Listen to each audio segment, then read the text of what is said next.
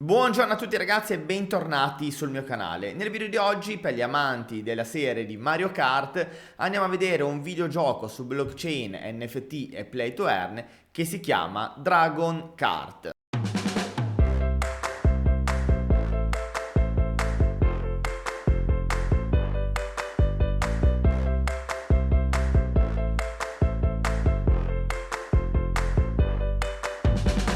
Siamo sul sito ufficiale di Dragon Kart, raggiungibile all'indirizzo dragonkart.com. Che cos'è questo Dragon Kart? È un videogioco su blockchain play to earn dedicato a quelle corse pazze che siamo abituati a giocare, ad esempio sulla console Nintendo, come può essere Mario Kart, dove abbiamo un kart con determinate caratteristiche, dei personaggi con altrettante caratteristiche diverse l'una dall'altro e degli item che ci possono essere utili per mettere fuori strada i nostri avversari e far sì che possiamo arrivare a tagliare il traguardo prima di tutti o tra i primi. È un gioco che gira sulla Binance Smart Chain, è il token utility in cart, è per l'appunto su Binance Smart Chain, acquistabile al momento su PancakeSwap oppure su Gate.io. Ci tengo a sottolineare, al di là dall'aspetto ludico, dalla grafica del videogioco, dalle ore spensierate che ci può far passare giocando contro gli utenti online, che per poter partecipare bisogna acquistare un kart e un personaggio. Per acquistare questo kart e il personaggio che sono sotto forma di NFT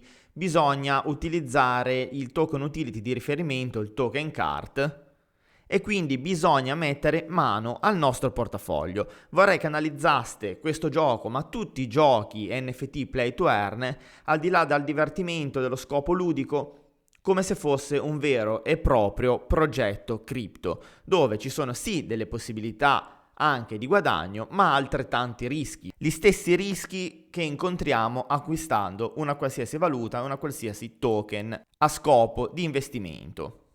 Come un vero e proprio progetto cripto c'è la possibilità di scam, c'è da tener conto l'utilizzo del gioco e la diffusione e quindi l'incontro tra la domanda e offerta che vanno a determinare il valore del token stesso. Già che stiamo parlando del token, andiamo a vedere la tokenomics. Il nome Dragon Kart Token, il symbol KART, standard BEP20, con una total supply di 100 milioni di token. La sua distribuzione è stata fatta in questo modo: il 14% alla private sale, il 4% alla public sale, il 15% al team, dove hanno un periodo di vesting di 36 mesi, advisor il 5% con un vesting di 18 mesi, liquidity 5%, gli incentivi in gioco il 35%, 12% marketing e 10% alle riserve.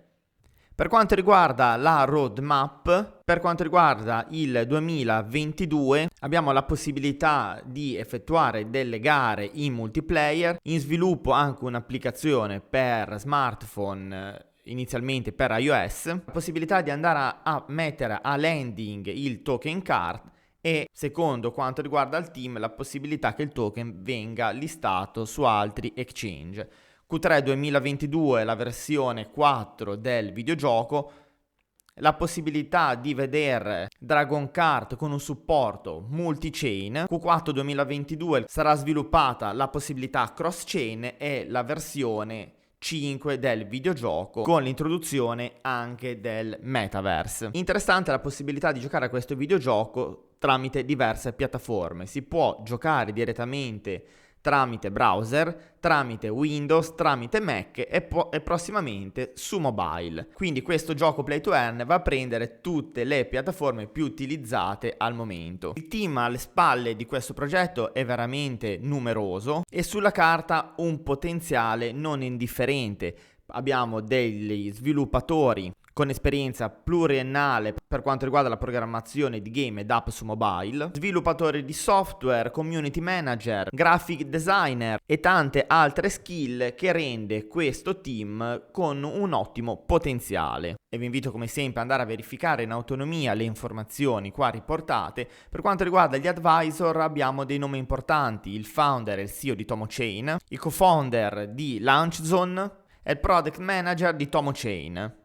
il founder di VBC Venture e ex vicepresident di UOB Global. E anche per quanto riguarda i partner e gli investitori abbiamo davvero un parterre di tutto rispetto. Ora, prima di andare a vedere altre caratteristiche inerenti a questo gioco, vi lascio al trailer che mostra l'impegno del team e degli sviluppatori per rendere questo videogioco Play to Earn veramente apprezzabile, al pari di tantissimi giochi attualmente sul mercato, non solo su blockchain ma anche su console domestica.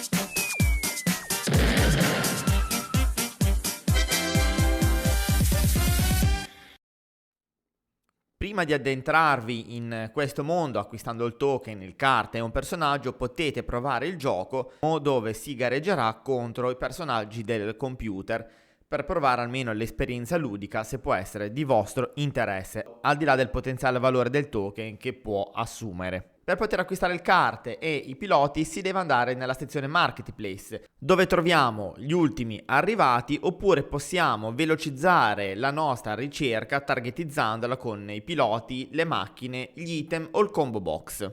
Cliccando sui piloti e su un personaggio a caso si vanno a vedere le caratteristiche. Innanzitutto si va a vedere il prezzo di acquisto.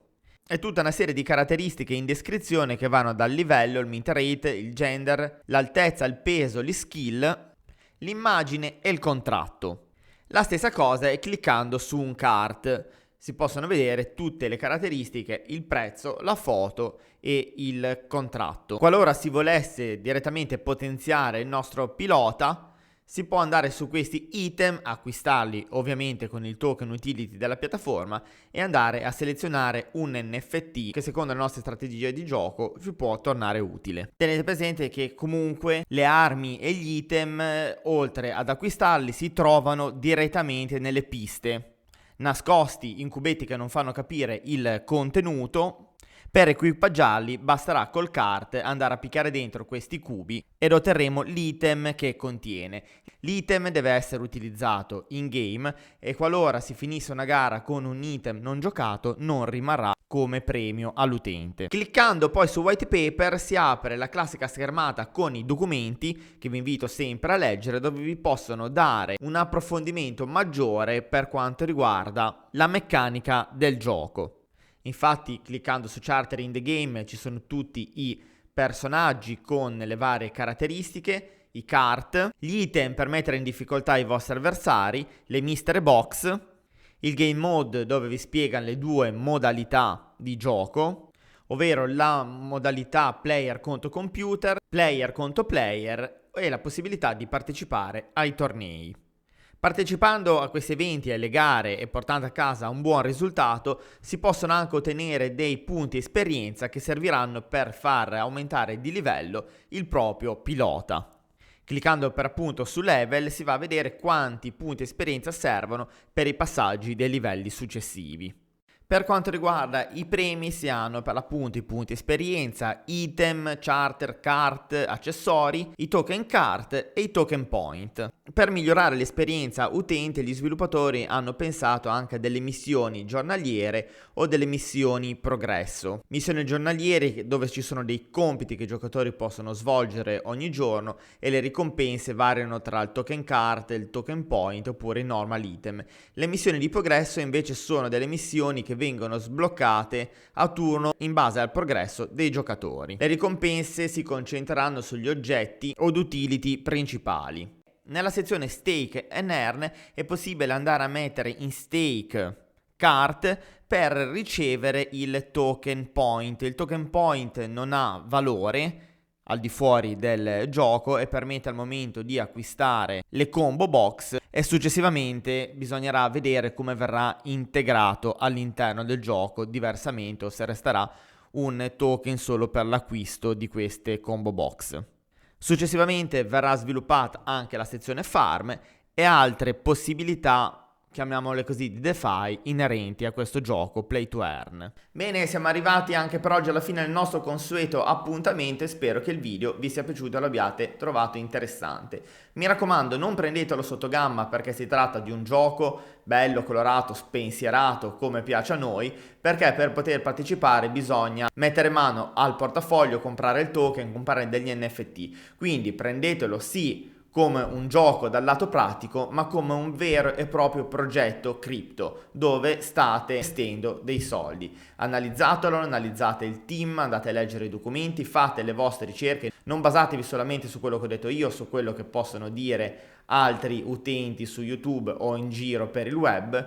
Fate sempre le vostre ricerche e qualora lo riteniate all'altezza della situazione e meritevole di un vostro esborso di denaro, solo in quel caso entrate nel progetto. E vale sempre la regola, come in ogni investimento, anche se si tratta di un videogioco, investite solamente quello che siete disposti a perdere e utilizzate dei portafogli ad altissimo rischio. Grazie per il vostro tempo, ci vediamo presto. Ciao a tutti!